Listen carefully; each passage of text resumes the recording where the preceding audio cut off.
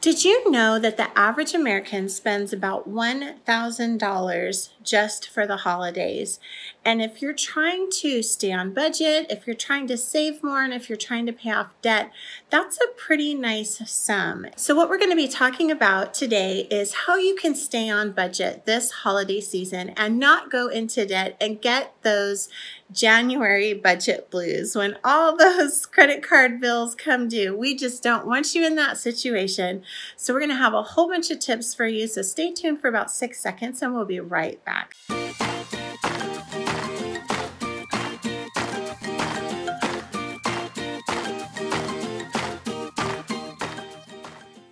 Welcome back, everybody. I am Wendy, and I am one half of the House of Fi podcast and YouTube channel. We are so glad that you are here. We are all about helping moms and dads save more, spend less, and build wealth, and doing it while living a joy-filled life. We have about 12 tips for you today to help you stay on budget this holiday season.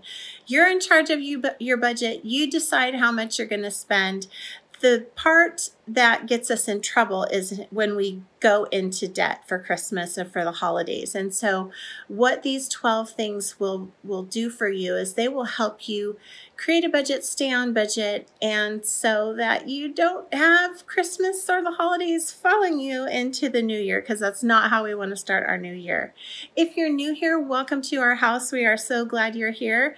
If you like what we're doing, please like and subscribe and come back next week, because we always have really good stuff for you to help you stay on budget and save more money and build your wealth. All right, let's dive in.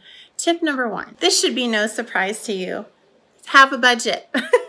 That's the first part of it. Have a plan. Have an idea of how much you want to spend, or even if it's going to be a no spend.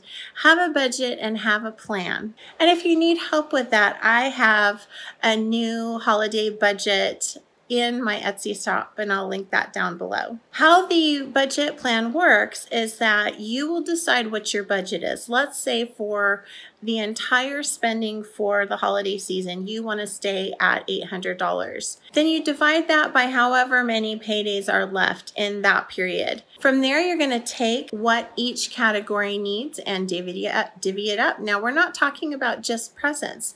There are other things that can go up for us during the holiday season. Things like utilities, our food budget.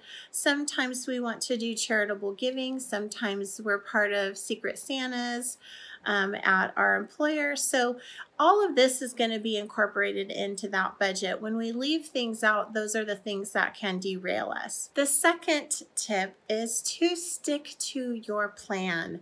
Stick to the plan. Just like I never go to the grocery store without my list. Never do your shopping without your list.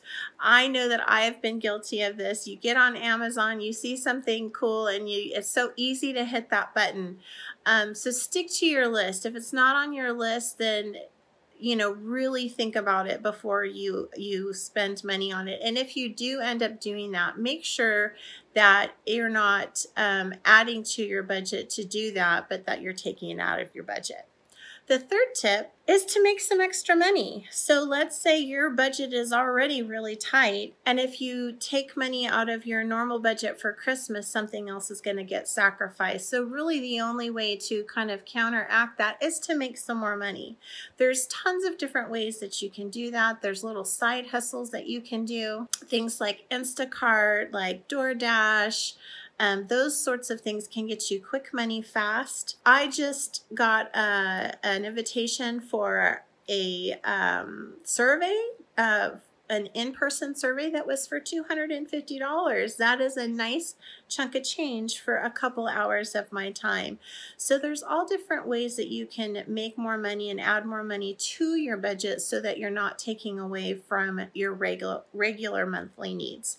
And so kind of along with that, the fourth tip is to sell stuff. We all have stuff hanging around that we don't need anymore.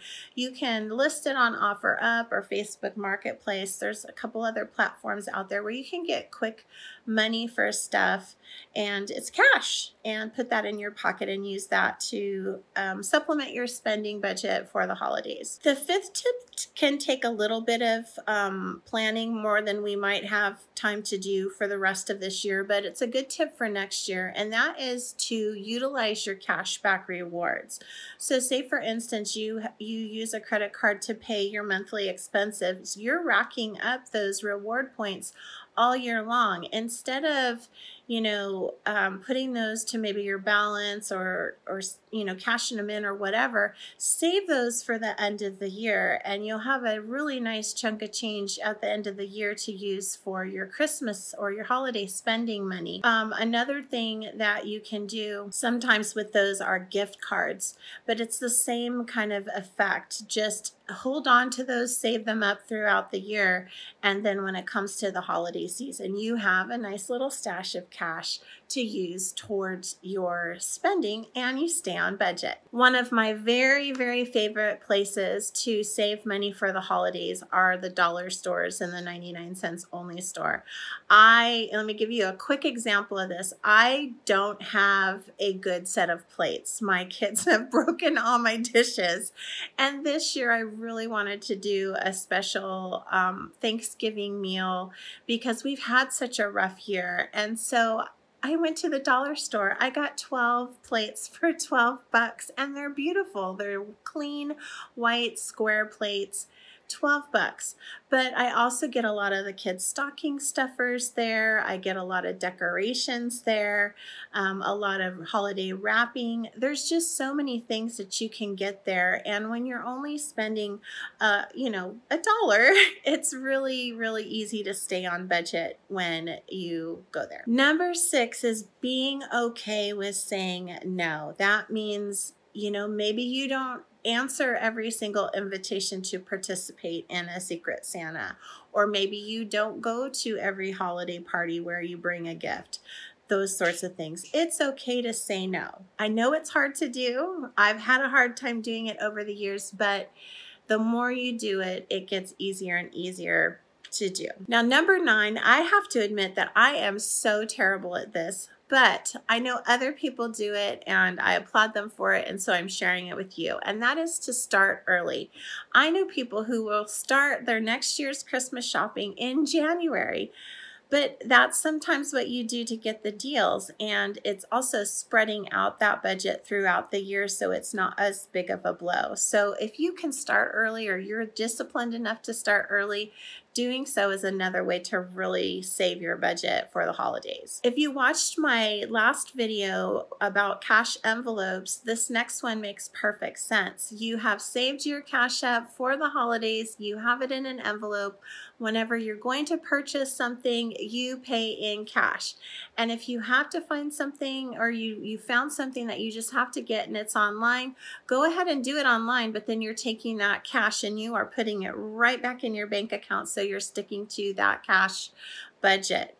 But paying with cash, the studies show that you spend less because it hurts. It hurts to get rid of that money out of your hands.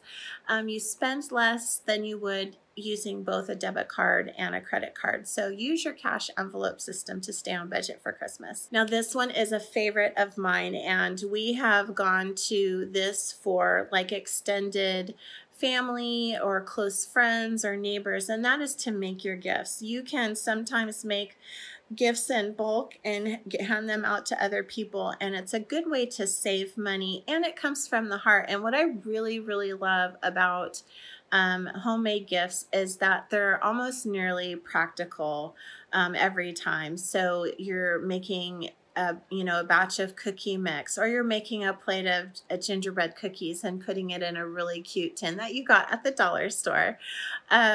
Or you're making some really good, smell good bath salts or soaps. There's just so many ways that you can make really beautiful and heartfelt and gifts that your friends and family will appreciate when you make them yourself. And our 12th and final tip is to shop online. Now, shopping online can be dangerous, However, there's two things that, if you're disciplined, can really, really save your budget.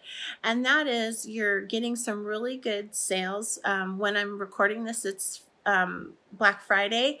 So coming up is Cyber Monday, and there's going to be some good deals online. But what I also love about shopping online is sometimes when we're in a store, there's an issue with impulse buying, and you can avoid a lot of that when you're shopping online while getting a good deal.